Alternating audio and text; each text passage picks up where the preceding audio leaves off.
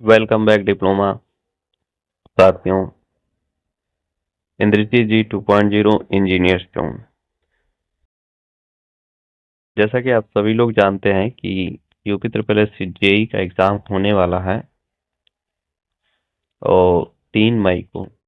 उससे रिलेटेड हम कुछ बातें करेंगे। पहले ये जान लेते हैं बात किन किन टॉपिकों पे करने वाले हैं। केस क्या 20 को केस डिस्पोज होगा या फिर नेक्स्ट हियरिंग मिलेगी?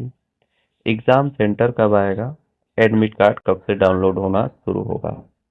हम इन 4 पॉइंटों पे आज के इस वीडियो में बात करेंगे, लेकिन उससे पहले हम थोड़ा सा केस की तरफ चलते हैं।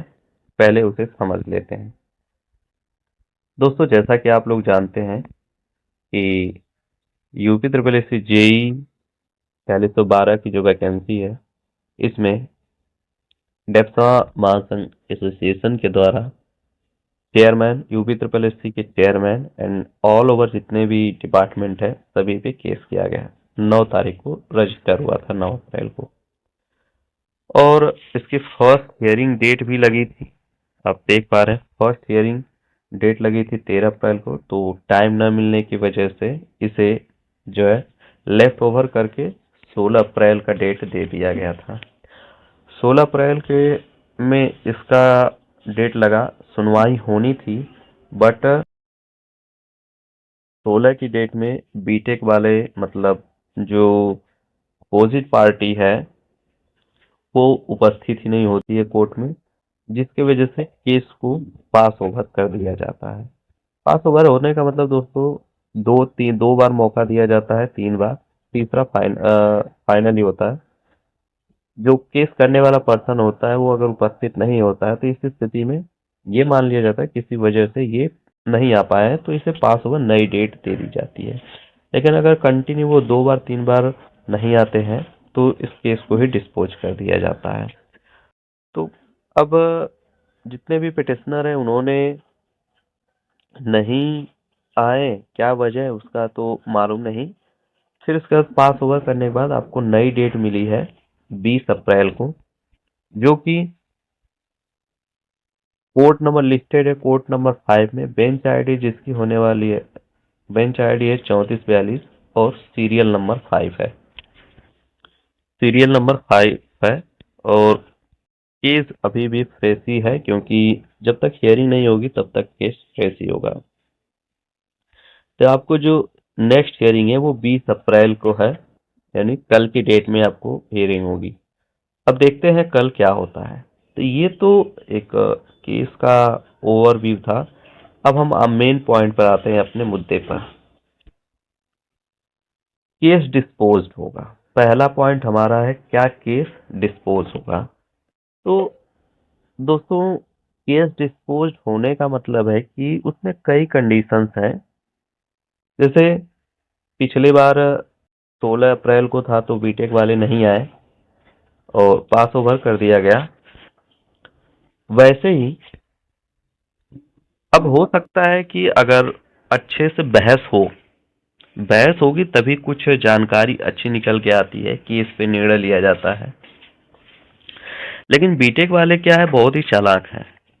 एक दो हेयरिंग मिस कर देते हैं, लेकिन फाइनल हेयरिंग में जाते हैं ताकि केस डिस्पोज ना हो, और कुछ न कुछ वो माननीय न्यायालय में सबमिट कर देते हैं जिससे केस को आगे बढ़ाया जाए। तो ये काफी चालाकी से काम करते हैं ताकि इनका फंडिंग हो और वैकेंसी जो फंसी रहे। तो केस डिस्पोज होने का तो चांस, जहां तक अभी ये है, कल के डेट में नहीं है कि केस डिस्पोज हो जाएगा हियरिंग में। लेकिन ये कहा जा सकता है कि हियरिंग ना हो, एग्जाम जब तक नहीं हो रहा तब तक हियरिंग ना हो, ये आप डिप्लोमा वालों के लिए बहुत ही अच्छा है और ज्यादा इफेक्टिव भी रहेगा। आफ्टर एग्जाम हियरिंग हो कुछ भी हो, केस चलता रहेगा, कोई दिक्कत नहीं, ज्वाइनिंग भी हो जाएगी, सब कुछ हो जाएगा। तो केस डिस्पोज नहीं होगा, क्योंकि जो डेप्थो एसोसिएशन इतने चालाक है कि आप देखें कुछ न कुछ सोर्स ये लाके सबमिट कर देंगे, जिसकी वजह से वैकेंसी आपकी फंसी रहेगी कि कोर्ट में ही रहेगी और उसे नेक्स्ट डेट मिल जाएगा। अब बात आती है नेक्स्ट डेट की। तो यहाँ मैं अपने विचार से बताऊं, ज्यादातर संभावना यही है कि केस डिस्पोज तो नहीं होगा, और केस डिस्पोज नहीं होगा तो मतलब क्या होगा, नेक्स्ट हियरिंग मिलेगी। नेक्स्ट हियरिंग एक दिन बाद की मिल सकती है, 2 दिन बाद की मिल सकती है, 1 महीना के बाद की मिल सकती है, लेकिन जहां तक उम्मीद है कि नेक्स्ट हियरिंग 2-3 दिन का, 1 हफ्ते के अंतराल पे ही मिल जाएगा। लेकिन बहस होनी चाहिए, एक आध हियरिंग हो तो ज्यादा अच्छा है।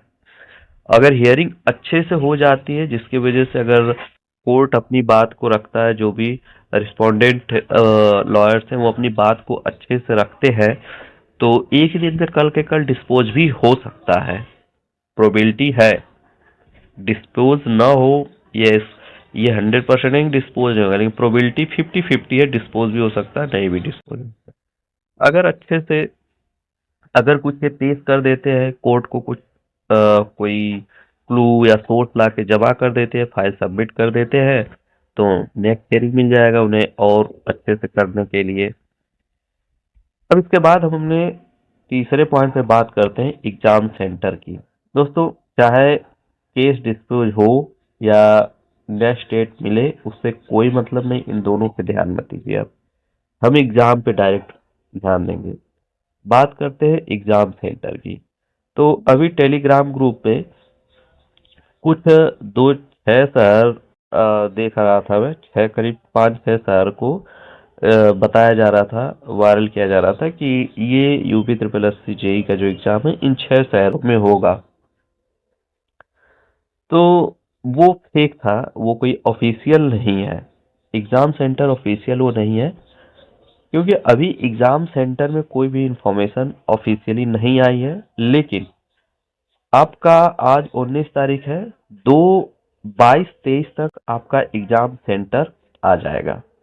एग्जाम सेंटर आने में दोस्तों देखो, अब ज्यादा समय तो है नहीं, एग्जाम में 10 दिन और लगभग बचे हैं, 10 से 12 दिन। तो आयोग जो है अच्छे से अपना टेंडर भी दे चुकी, मतलब एग्जाम सेंटर भी बुक कर चुकी होगी, और पेपर भी रेडी होगा, सब कुछ रेडी होगा। इसी वजह से किसी प्रकार कोई हलचल नहीं, तो गवर्नमेंट अपनी तरफ से तैयारी करके बैठी है, बस 3 तारीख तक वेट करना है। तो एग्जाम सेंटर जो है 2-4 दिन में आपको, यानी 23 तारीख तक, लगभग 23 तारीख तक आपको एग्जाम सेंटर शो होने लगेगा, किस स्कूल में गया है, मतलब किस शहर में गया है। और ज्यादातर तो अब बहुत ज्यादा स्टूडेंट है नहीं, तो एक ही दो सेंटर बनेगा, ज्यादा से ज्यादा लखनऊ बनेगा, और उसके आसपास एक आध और बन जाएगा, और इससे ज्यादा तो नहीं बनना चाहिए, क्योंकि बहुत इतने स्टूडेंट नहीं है कि कई शहर को यूज किया जाए। लेकिन उस समय एग्जाम भी है, और डिफरेंट डिफरेंट आयोगों का, जैसे नीट वगैरह का, तो हो सकता है सेंटर कई शहरों को बनाया जाए, लेकिन अभी तो उम्मीद यही है कि लखनऊ को ही बनाया जा सकता है ज्यादातर। इसके बाद बात करते हैं एडमिट कार्ड की। तो एडमिट कार्ड आपका यूपी ट्रिपल एस सी का, तो ये 7 से 10 दिन पहले, एग्जाम से 7 से 10 दिन पहले ही डाउनलोड होता है। लेकिन इस समय अभी क्रिटिकल केस चल रहा है, मतलब क्रिटिकल मामला चल रहा है एग्जाम को लेके, तो आपको 25 तारीख के बाद आपको एडमिट कार्ड जो भी है डाउनलोड होने का लिंक मिल जाएगा। और जैसे ही exam centre admit card download होने का लिंक मिलता है या अपडेट ऑफिशियली आती है, मैं अपनी वीडियो के माध्यम से आपको इन्फॉर्म कर दूंगा, और लिंक भी डिस्क्रिप्शन में दे दूंगा। फिलहाल के लिए, आज के लिए सिर्फ इतना ही। हाँ, बाकी अभी कुछ लोग जो रेडी नहीं है, ये मान के बैठे एग्जाम नहीं होगा, अपने दिमाग में भ्रम मत पालिए, एकदम भी भ्रम मत पालिए कि 3 को एग्जाम नहीं होगा। ये मान के चलिए कि एग्जाम होने से कोई भी नहीं रोक सकता। 3 मई को 100% एग्जाम होगा, 3 मई को, इसलिए आप सभी लोग पढ़ाई पे ध्यान दें, और किसी भी बकवास चीजों पे ध्यान न दें, ग्रुप ग्रुप पे ज्यादातर वो करें। एग्जाम 3 मई को ही होगा। आज के लिए दोस्तों इतना ही। अगर कोई नई अपडेट्स मिलती है तो मैं आपको आपके साथ मिलता हूँ न्यू वीडियो में। Thank you so much.